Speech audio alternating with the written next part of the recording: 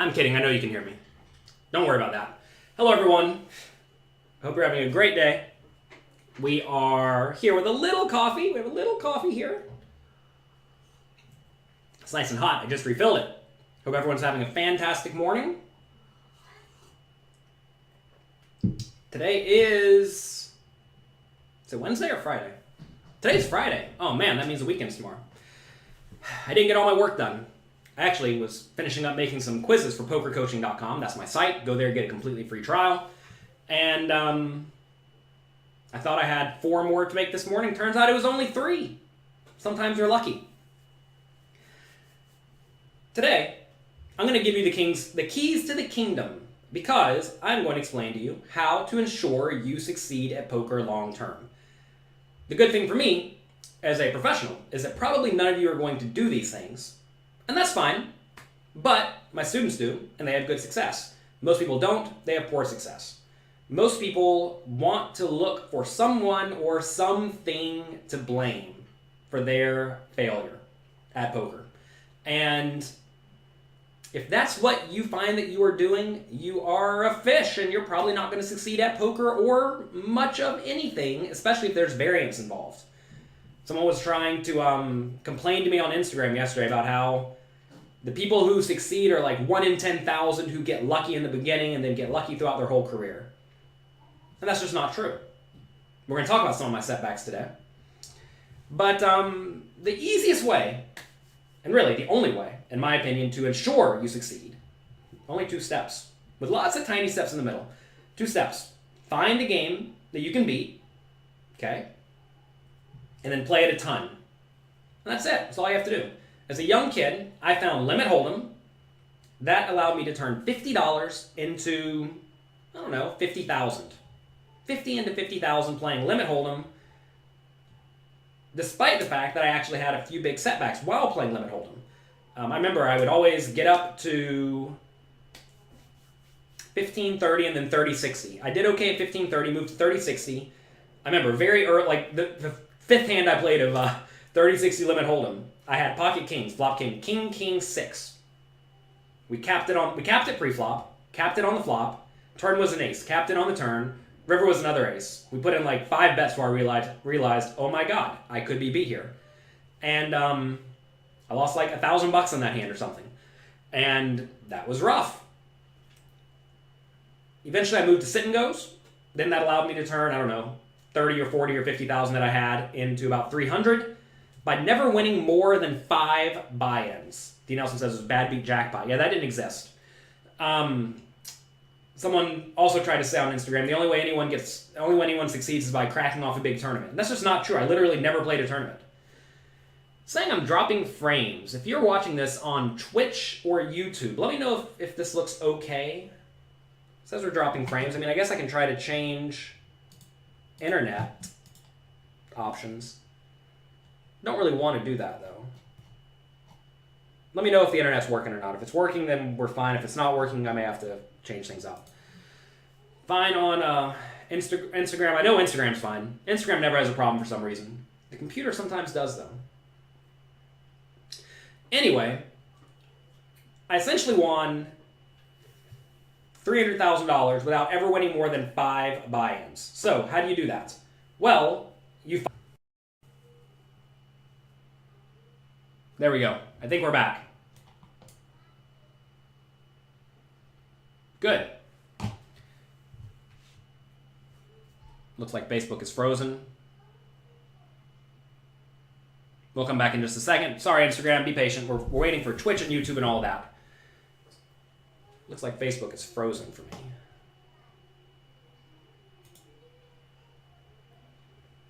This is rough. If you all are here on YouTube or Twitch, let me know. It seems like it's working, but I never really know. I don't think it's working on Facebook. Someone here is on Facebook. Let me know that as well. Facebook is good. Okay, good. If Facebook's good, it means the other ones are good. Perfect. If you're here on YouTube or Twitch, just type something. All I need is one person to confirm, but I know it's a little bit slow sometimes. In the meantime, we're filling out our book here. I said as soon as we get through the entire notepad, I'll have plenty of stuff to write. We're almost through.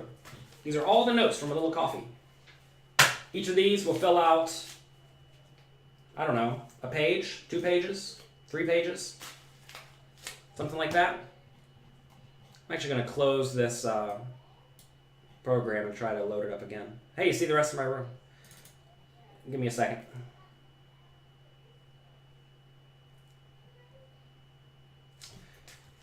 Be patient, everyone. Be patient. Patience is not my strong suit either. Can D. Nelson be featured in this book? You know, D. Nelson, you probably should be. You're here basically every day.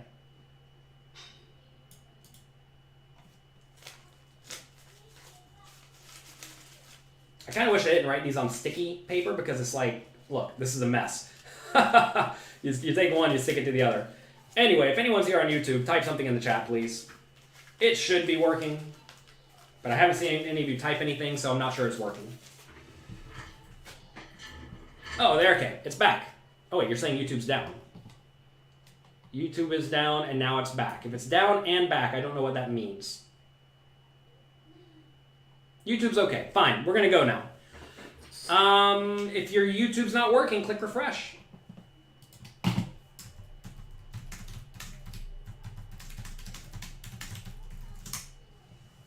All right, so let's get back to this. We've already spent enough time trying to get the internet to work. How to succeed at poker. Find a game you can beat and play it a ton. What do most people do, though? Most people treat poker like a get-rich-quick scheme. They think you have to get lucky to turn a tiny bit of money into a ton. And that is the only way to succeed because they see a lot of people win tournaments, get a hold of some money, and then continue to run it up. They don't realize, though, that if you look at basically every single high-stakes player, almost every single one, they all found a game they could beat and grinded it a ton. And usually those games were very low variance. If you look at a lot of the very best super high-stakes players, almost all of them found a game they could beat, which was very often sit-and-goes or single-table satellites. One of those two, because those games both have very low variance. If you play 3,000 of them, you're probably going to be up if you have a decent win rate. Whereas if you play 3,000 tournaments with 500 people each, there's no guarantee you're going to be up after 3,000 games. So, very often, those players, I mean, look at almost all of them. They all did exactly the same course to success. And it made it pretty much impossible for them to fail. Because what they would do is whenever things go poorly, I did this a time or two, like whenever I lost that big hand at 30-60 limit hold'em we mentioned, where I had quads against quads, I moved back down. That essentially doubles your bankroll. Doubling your bankroll in terms of buy-ins is incredibly powerful because, say you know you're always going to keep 200 buy-ins for sit-and-goes or your single-table satellites. Well, if you lose 100 of them, which is kind of tough to begin with, it does happen, but it's kind of tough, move back down. Then you have 200 buy-ins again. If you lose 100 again, move back down. Then you have 200 again. It's like impossible to go broke, especially if you get out of the smallest games, right? I do understand if you start with $50 like I did and start playing, 50-cent sit-and, 50-cent buy-in sit-and-goes, then you can't really go much lower. If you can't go much lower, that's a problem. Yeah, you may have to put $50 more in. So almost saying, yeah, the only way that people succeed is by continuously reloading their account. And that's just asinine, right? People have this idea that the only reason people succeed is because they get lucky or they pile tons of money into it. And I know myself and a lot of my friends started with almost no money. I mean, I started with $50. Never redeposited, never had any issues because I was very disciplined. Most poker players want to get rich quick. They do not want the slow and steady grind. And the fun thing about poker is that if you put in volume, it's not actually that slow and steady because it's actually fast and steady because you can double your bankroll every 2 or 3 months if you're playing a lot. Think about this, right? Let's say you are playing sit-and-goes with a 10% ROI. Not huge, but, decent sit-and-go, decent win rate. That means every 10 games you play, you make 1 buy-in on average, okay? Let's say we know we play 20 sit-and-goes an hour because we're 16 table, and we're not going to sit there and play 1 table at a time because we need to get in volume. We're going to play 20 in an hour. That means we make 2 buy-ins per hour. Okay? That means in, 50 hours we make 100 buy-ins. That's a lot. That means we want to double a 200 buy-in bankroll. We double that bankroll every 100 hours, which is not all that much time, right? Especially if you're playing and or studying 16 hours a day like I did, then you're just going to crush it, right? I mean, you're going to move up very quickly, and that's what happened to all of these players. So, all the players who succeed, right? They found a game they could beat, and they grinded it hard, and they made tons and tons of money. My computer just glitched out. Let me make sure it's working. All right, I think it is. All right. So, you're going to double your bankroll every 100 hours if you're grinding hard. Now, to be fair, most people cannot grind hard like we used to because volume is a very difficult thing, but you can still play cash games. You can play tiny stakes cash games and grind it up. Your goal when you are starting should not be to get as rich as you possibly can, but should instead be to get as good as you possibly can quickly. So usually you don't need to be playing quite as many tables at a time. You need to be trying to actively get as good as you can. What is a sit and go? A sit and go is a 9-handed or 6-handed tournament. I play 9-handed ones just because that was the game of the day.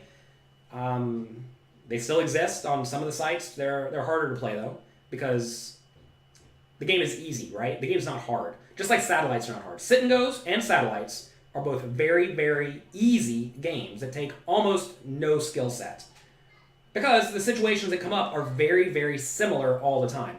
If you compare that to a multi-table tournament or a cash game, those situations don't come up nearly as often, and they're very often more decision points because you're playing deeper stacks. Oh, hello. Do we have a guest? Do we have a guest real quick? You want to come say hello to everyone? You want to say hello to everyone? Okay. Look, here's Mr. James. Say hello. I'm watching. You're watching? My hat. That's your hat? It's more. Yeah, there's Daddy over there. There's Daddy. No more daddy. No more Daddy? No more Daddy? Oh, look, here's the little brood.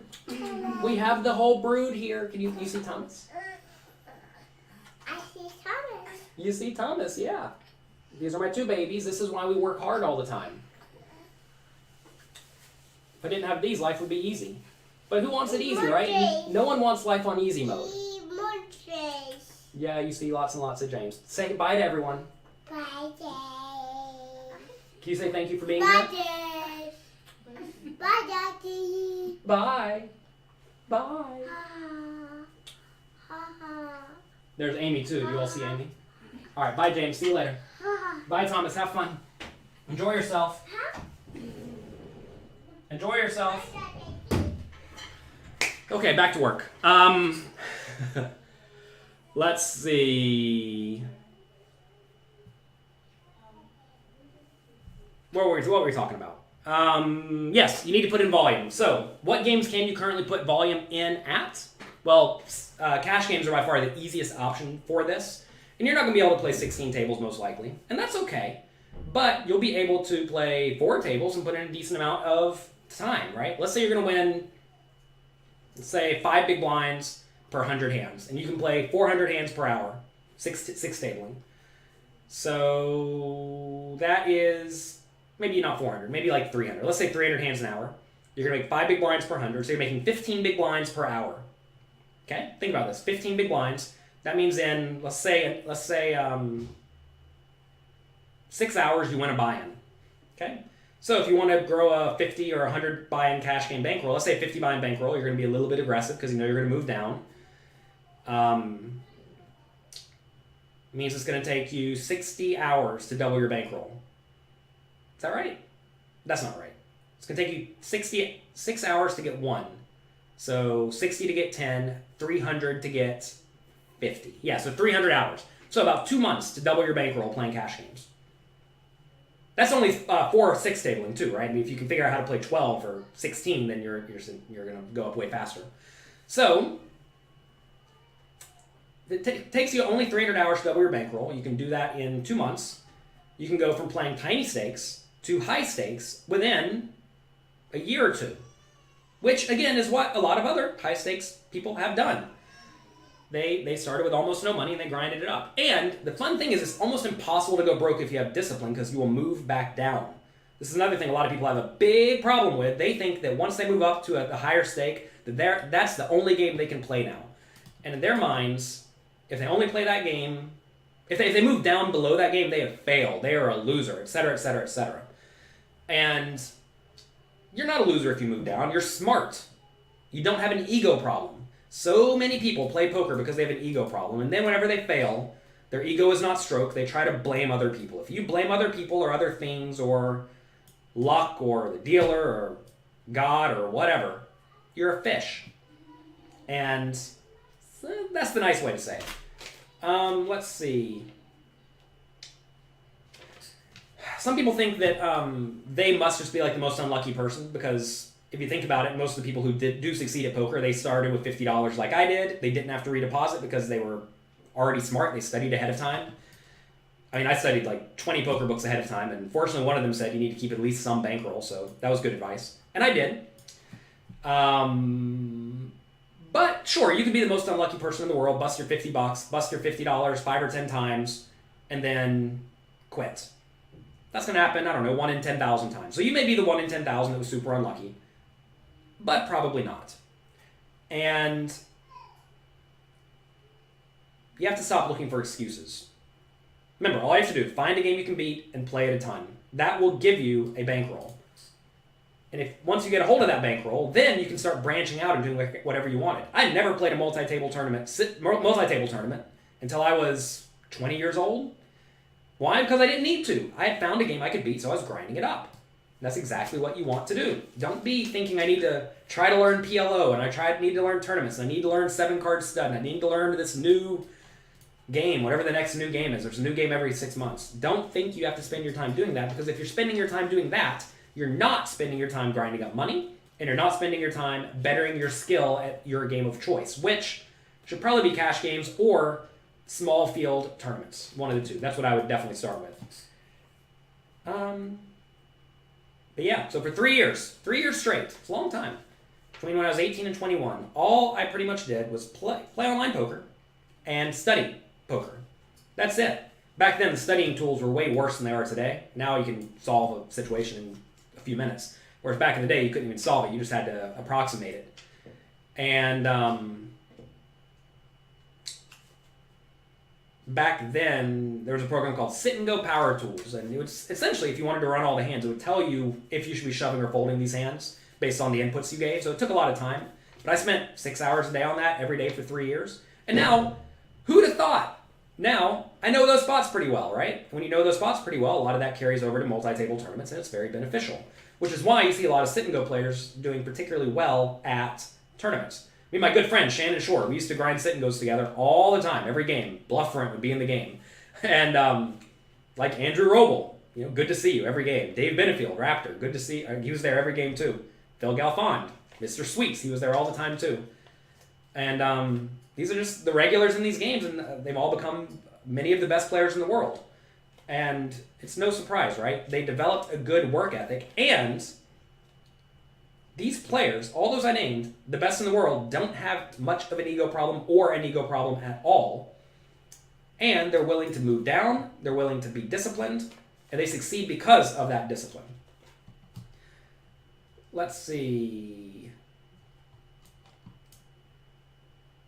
What are all of you saying? Anyone complaining about luck or talking about luck, forget that. If you're dealing with that in your life, you are probably not focusing on the proper things. Anyone discussing online poker in America, go to jonathanlittlepoker.com/USA. I just made a video about that. D. Nelson says, what you started your bankroll over when you started watching a little coffee. Well, good. You were doing it all wrong. You started at the $1 buying games, and now you're at $50 buying games. Well, good work. Make sure you're being disciplined, though. Work ethic is important, isn't it? Well, I view discipline and work ethic as very similar.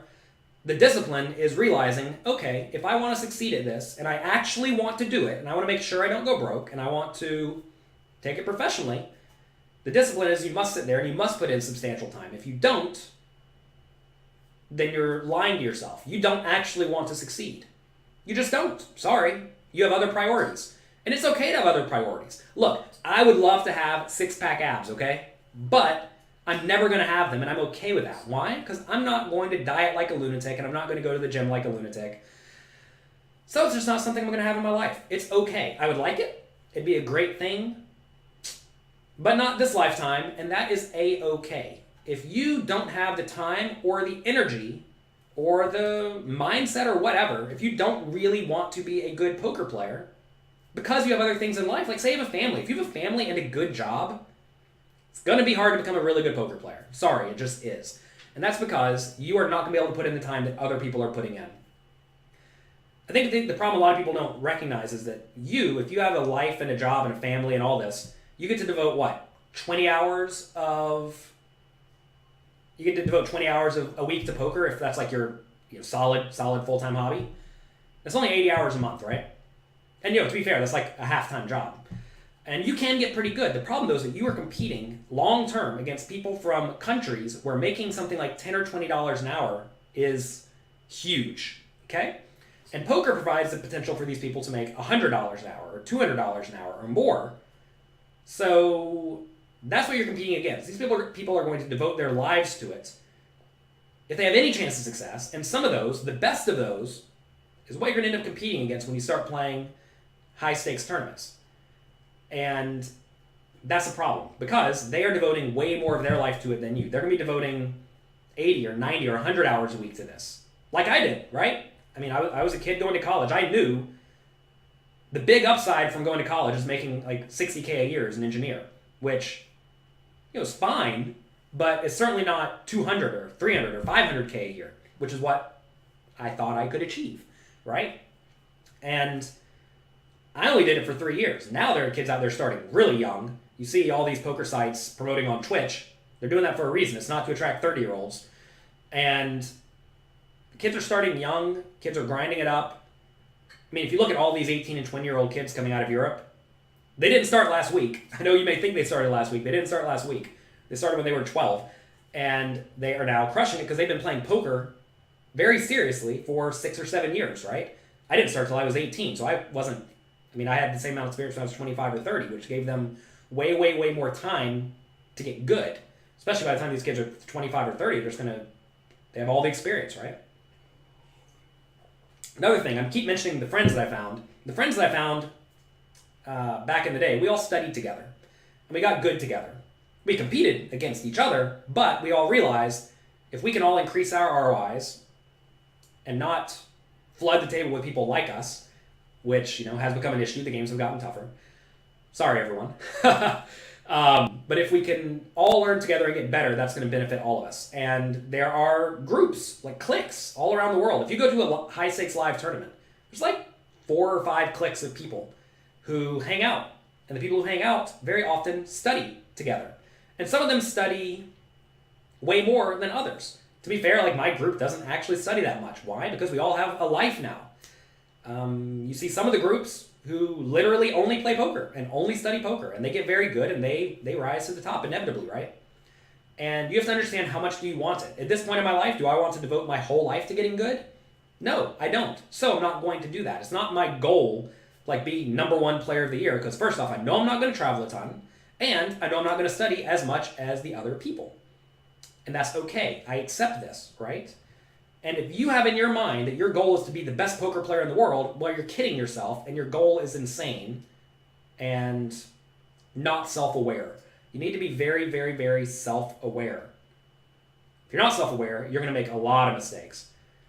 Someone told me the other day that they sit down and they think they're the best player in almost every game they play. Then I asked, how are your results? Oh, I'm basically breaking even. Well, then you're lying to yourself, right? You're straight up lying to yourself. And if you're lying to yourself, you're not going to succeed. Let's see. My screensaver keeps coming on today. I'm not sure why.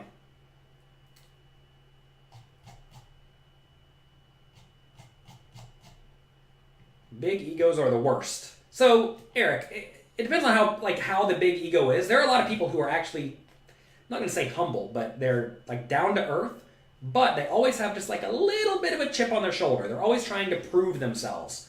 I think if you're trying to prove yourself to someone, or trying to make someone love you or care about you or trying to impress someone, those types of motivations are sometimes good in the very short run, but not so good in the long term. Because what if, like, your dad always said that you could not be good at poker and you never succeed in life and you never do better than he does in life, and then you do it.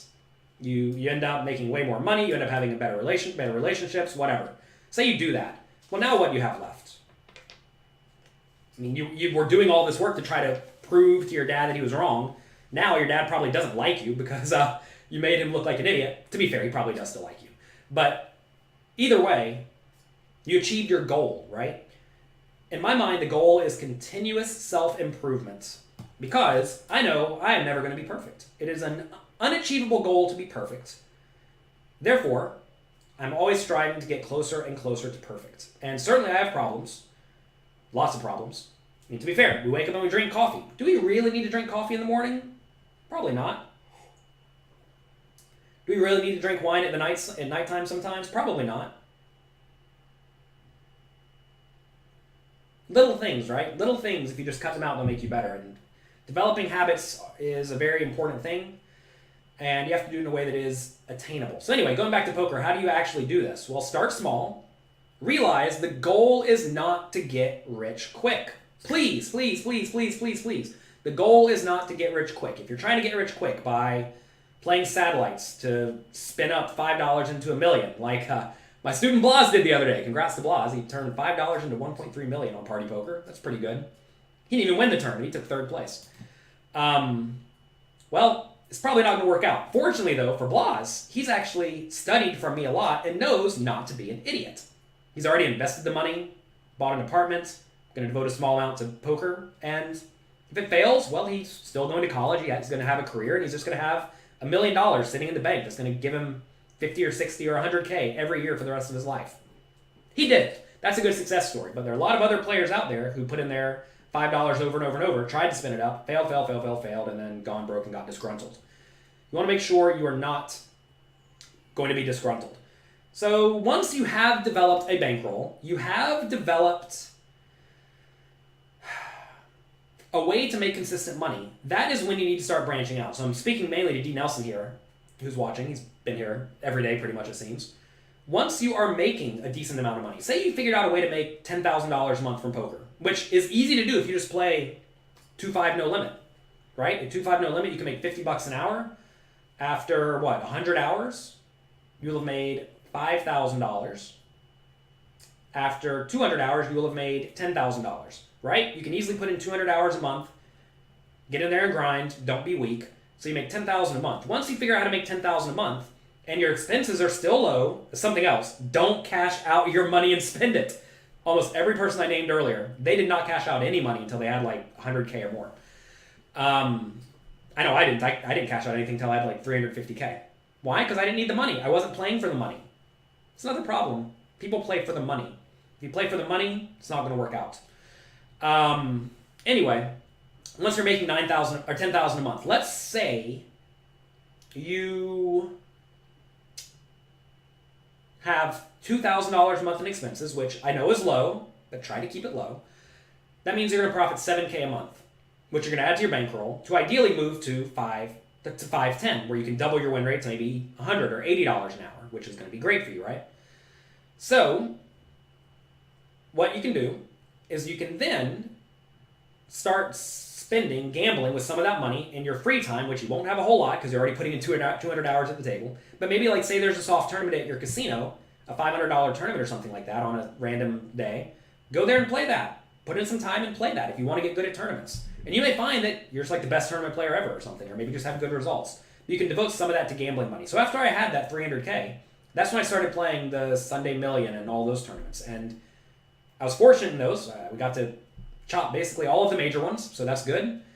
But that was only once I had developed enough money to where losing a few thousand a month in tournaments would just be fine. It didn't matter because at that point I was making about 20K a month. And, Patrick says it's not easy, maybe it is for you, but not for everyone. And that is because everyone else lacks discipline and they lack drive. And they lack structure in their lives that ensures they will do what they need to do to succeed. What's the recommended bankroll for playing $50 buy-in big field tournaments? Go to jonathanlittlepoker.com/bankroll, and you will see. It's going to be a lot.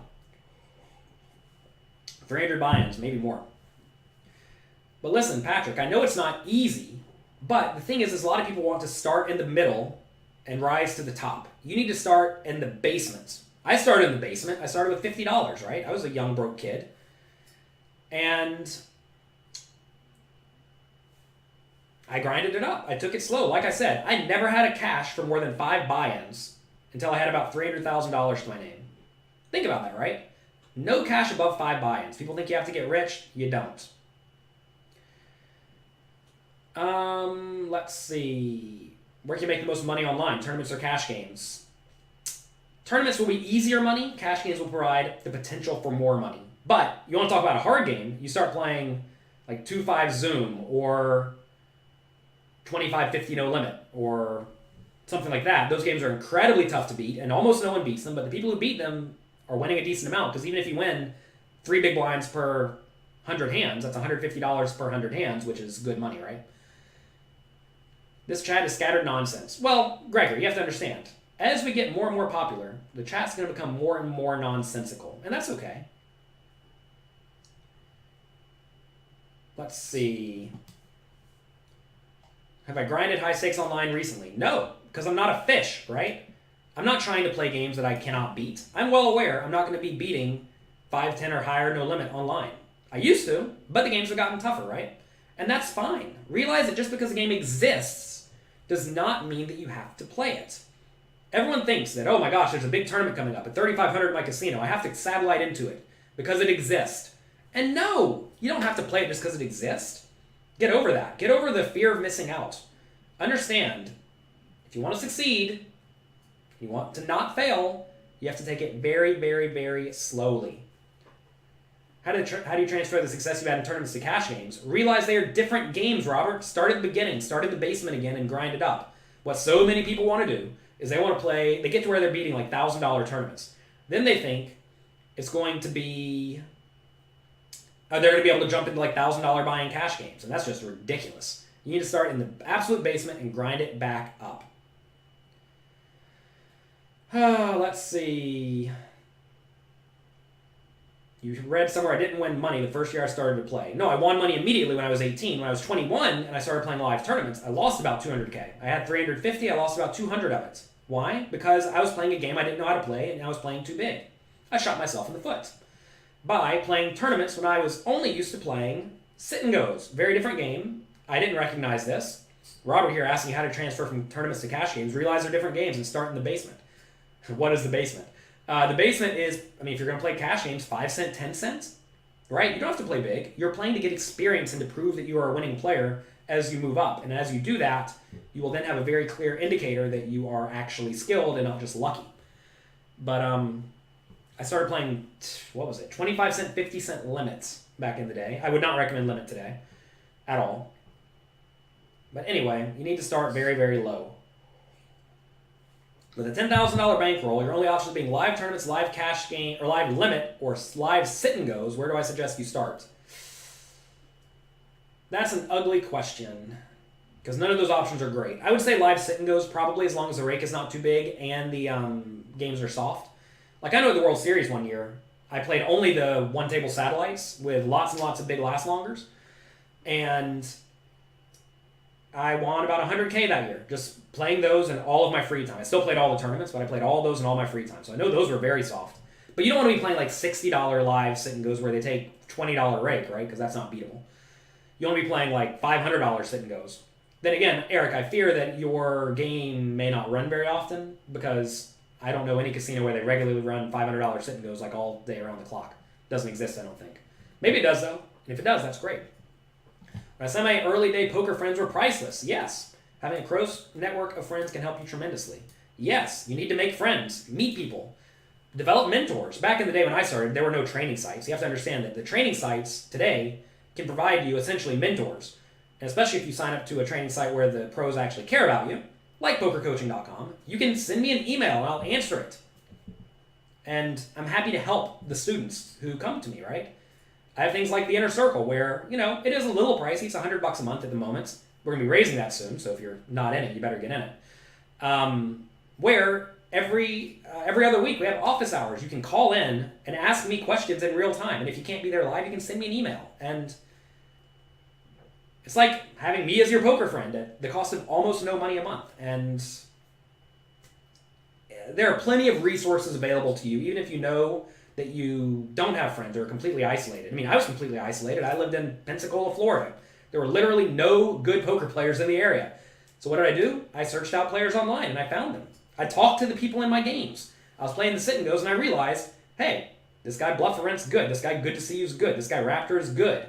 I should probably talk to them and make friends, right? I didn't think, ooh, I have to beat this player. No, I thought, I need to learn from these people. Do I have a YouTube channel? Yes, youtube.com/float the turn. You can search Jonathan Little and I'm sure it'll come right up. You don't have a bankroll problem, you have a gambling problem. Yeah, well, discipline's very important.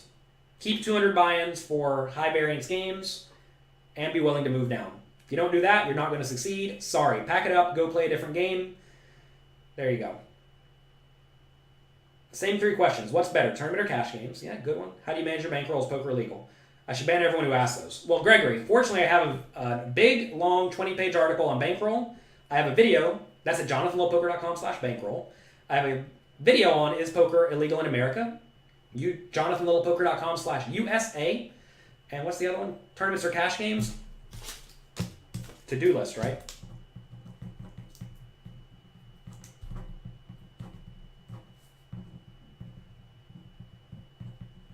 There we go. That'll be done in a few days.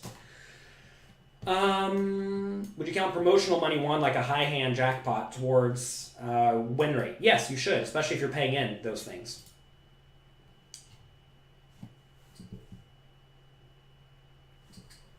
Where do you have to be watching this from to ask questions? Right here, Brad. For those who don't know, I have Facebook chat up right over here. I have YouTube and Twitch and Periscope, which is Twitter, right here, and I have Instagram right here. You'll see me not looking at the camera. There are 2 cameras, which is a bit of a pain. One camera's here. This is Instagram. One camera's here. This is everything else. So, sorry for not looking at you. It's actually rough, because the Instagram quality is like a million times better, but you can't stream to Instagram on my phone and to the computer, so it's a bit of a pain. But whatever. What are the best books on poker? Mastering Small Stakes No Limit Hold'em at jonathanlittlepoker.com/mastering. It's all you really need to get a very strong foundation. Is $200 a good amount to sit down with at a cash game? Johnny, that's a silly question. It depends a lot on your opponents. I discussed that. And Jonathan Little on Live No Limit Hold'em. Yeah, I multi-table even when I stream. That's right. Well, you saw James in here earlier. James says, "Oh, Daddy over there. Daddy over there's Facebook. Oh, Daddy right here. That's Instagram. Oh, Daddy over here. That's YouTube." There are 3 daddies on the screen right now. Because listen, I realize I could make my stats look better by only streaming this on one platform like Instagram or YouTube or whatever. But I want to go to wherever you all are. I know some of you want to watch on Twitch. I know some of you want to watch on Twitter and Instagram, right? So everyone has to make a little bit of sacrifice in that I don't look specifically at your camera or specifically at your camera in exchange for me helping more people. I want to help more people.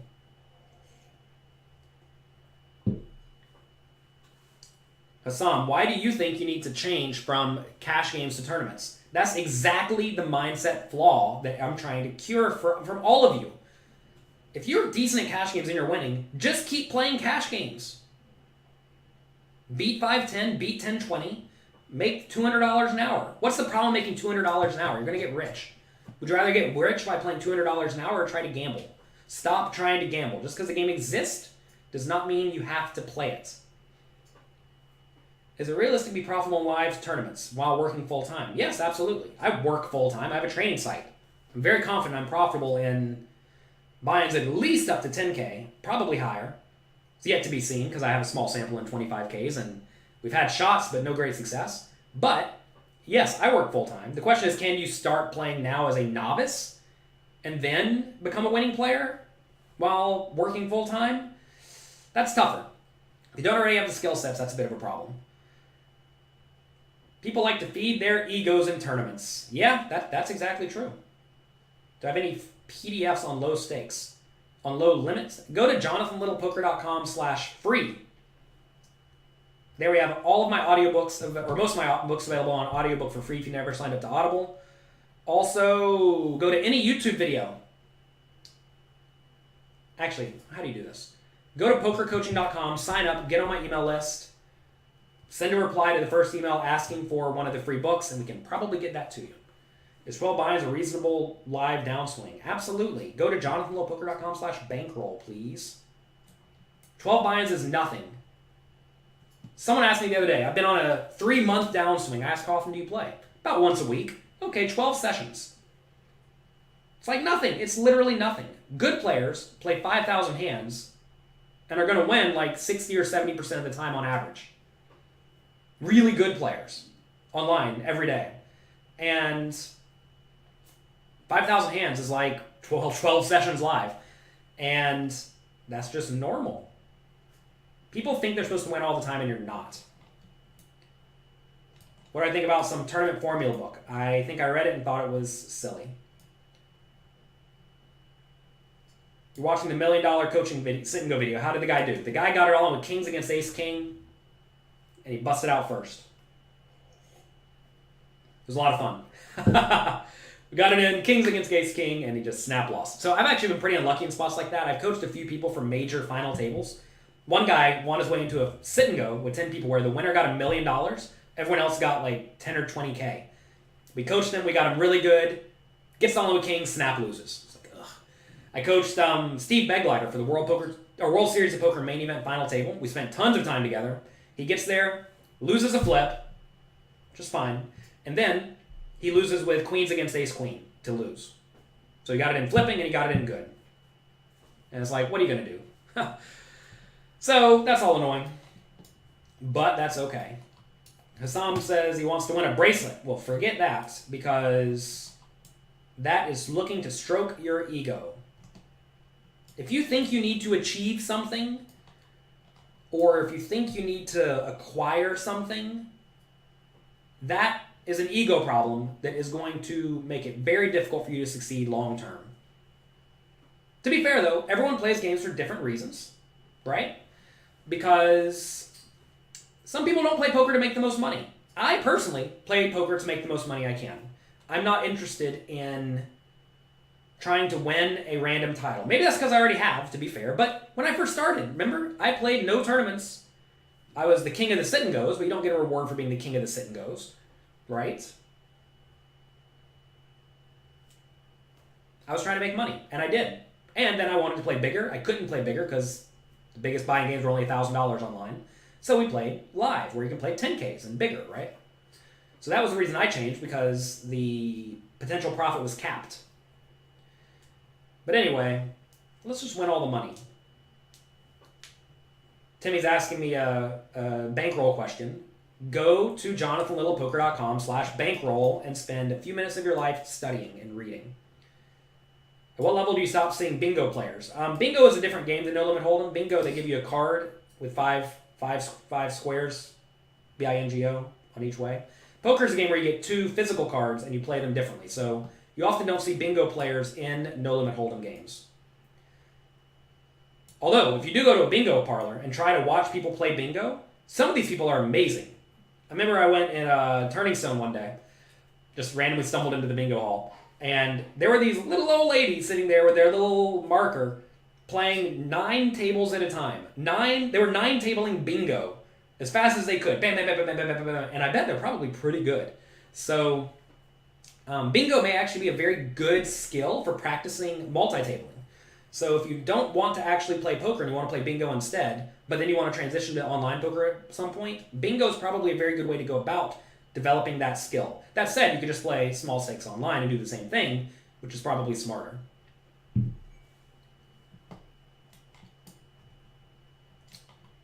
He means bingo players as in gamblers, or a banana player. I don't know what a banana player is. I don't know if that's a vulgar joke or something like this. But I don't know how to play a banana. I do know how to gamble, though. But anyway, if the question is how do you play against players who don't know how to play, well, like, why do you want to play against players who are good? Don't be a fish. Play with the bad players. Gosh, that's how you win the most money. You want to play with bad players. Johnny says he 48 tables bingo. Goodness, you must be a master. Listen, if people play bad, that's how you win.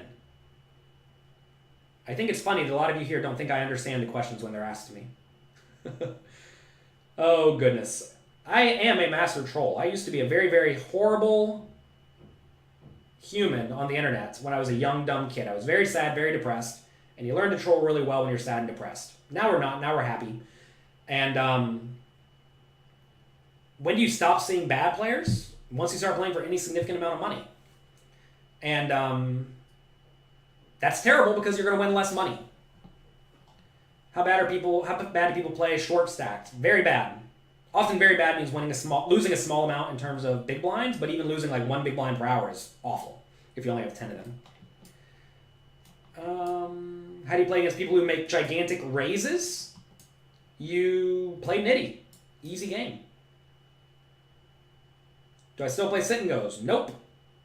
Games are close to unbeatable. LP says, what killed the sit and goes? Many things. The main thing is that sit and goes are just not hard. They're easy. Sit and goes and satellites, the two easiest games in poker. And those games are basically dead. If you look at the high stakes sit and goes and high stakes satellites, essentially no one wins unless the games are soft. Fortunately for satellite players, there's always an influx of tiny stakes satellite players. So sit and goes are very different, where in sit and goes, you're just playing against, like say you want to play a $1,000 sit and go, everyone has to buy in for $1,000. In satellites, if you play a $1,000 satellite, often a lot of those people got in for $5 or $10, and they're not very good, right? So satellites players are fortunate in that the games are often softer, but if you take all good satellite players, no one has an edge at all. It's just everyone loses the rake. It's just impossible to have much of an edge because the game is very, very easy. That said, it's a good way to make money if you are happy with lots of variance, etc., etc. How do we get on this? Oh, what killed the sit and goes? They're just not hard. Also, I made a site that taught people to play sit and goes. That probably wasn't wise. I've actually had a bunch of like 18-year-old kids from Europe. Whenever I played in the Global Poker League, 2 of them came up to me and said, I studied your site a long time ago, your sit and go site. It made me good at poker. I learned sit and goes. I turned no money into a lot. And now here I am on the Global Poker League. And these kids were like 21. So you know when they started because the sit and go site was wrapped up like 10 years ago. Do you provide online staking? I do through a site called pocar.com. Pocarr.com. Let's see. Byroom makes a very bad assumption. He says if you buy in short at the small stakes game, you're asking to be bullied. Well, first off, being bullied by words, by someone berating you is fine. Get over that. You need to have very thick skin to play poker. Bullied is in they're going to try to push you around. That's fantastic. Again, well, you all may not know this, but by far the most beneficial spot in poker is when you have a tiny stack and everyone else has a big stack. Think for a second. Figure out why. I'm going to have a sip of coffee. You want to be shallow stacked because the deep stack players have to play different ranges against the other deep stacked players. So if they're raising 8-7 suited and you're sitting here with 12 big blind, you can just get it all in with king jack offsuit and crush them. And then you're going to win all the money. Thomas, did you know that? It's good to be a short stack because everybody has to play around you or they're going to get crushed. If you don't play around the baby, you're going to get crushed. Fortunately, usually there's only 1 or 2 short stacks at the game because... Why is that? Well, it's because people have ego problems, that's why. Brian says you can't be bluffed. It's really easy to play when you can't be bluffed. Just play good cards. Mark says, how about a story about the ship at Halabalas? I don't have any. There's a book about that, though, so go read that. It's called Here Come the Ship at Halabalas. Amy, do you think you would have liked me if you met me when I was in the ship at Halabalas? Amy says, no. It does not feel good to be small stack when everybody else has a lot more money and it feels like a coin flip. It's a coin flip, but where you have 60% equity and there's dead money in the pot. So you need to win 40% of the time, but you're going to win 60. And when you run that over and over, you print the money. That is one of the easiest ways to accumulate wealth. It's not hard. You sit there and just play good cards, but it's easy. I used to do it in Pot Limit Omaha online. I'd play 200, 400. I'd buy in for 8K, a whopping 20 big blinds, If you double up, you quit. If you go broke, you rebuy for the minimum again, and you go from there. Does anyone know my Twitch name? Jonathan Little. I try to make it easy for you. I would have liked you, but I wouldn't have married you. Can you say that louder so everyone hears you? No, you say. Amy says she would have liked me, but she would not have married me. Amy has a thing for what was I? What was the thing I had that you liked? The thing you had? Why would you have liked me if I was in the ship at You Halabalas? would have been like fun and different. Amy has a thing for fun and different people. How nice. Why would you stop when you double, D. Nelson asked? Because as you get deeper stacks, say you double from 20 to 40, now the mistakes your opponents are going to make by playing incorrect ranges is not as bad. As your stack gets closer and closer to theirs, their strategy becomes better and better against you. So the time they're going to be playing worse, the worst, is when they are opening like just middle cards and stuff like that. If you open middle cards against a shallow stack, you're going to get crushed. And that's what they were doing, because like 9876 is great against deep stacks, but terrible against shallow stacks. So anyway, that is what I would do, because they were making big errors. And also, I was not good at Parliament Omaha. I want to make this perfectly clear. I studied the game for about 5 hours. And then I went from a 5-hour studying to winning about $500 an hour until that game died. Because everybody figured out, hey, this is easy. All I have to do is wait for good cards. Uh-oh, you make spit up on me? Poker is so easy when all you have to do is just wait for good cards. And that's what you had to do to beat 20 big blind Parliament Omaha. And they stopped that really quickly, though. The sites got rid of that because it just wasn't hard. Anytime there's like a really easy strategy to crush the people, well, you're going to win. It seems too gambly. It's not gambly. You have 55% every time you get it all in. What's wrong with that? 55% with a little bit of dead money in the pot. Easy, right? And that's all you have to do. If you're playing a tournament with 8 day ones, which day one would I recommend? You should play the day one that is closest to the end, because all the good players will have made it through already. You should also try to play on a weekend if that's an option. So you want to play on Saturday or Sunday, the closest one to the end. That will almost always be the softest. You're saying Parliament Omaha seems too gambly. That's what I'm saying. And when you're short stacking Parliament Omaha, you have 55% when you get it all in, and you get it all in every 10 minutes.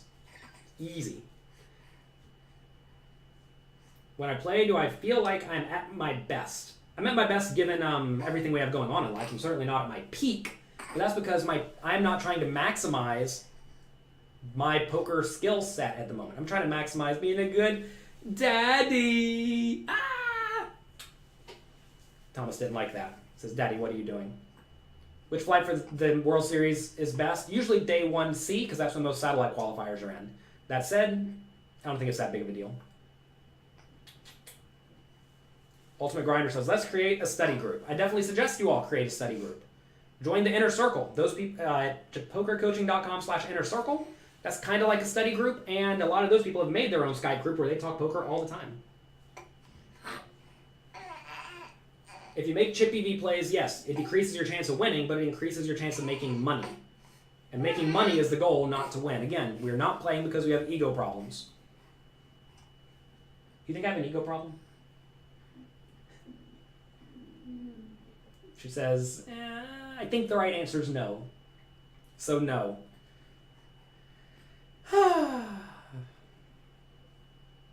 All right, well, we've been here for about an hour.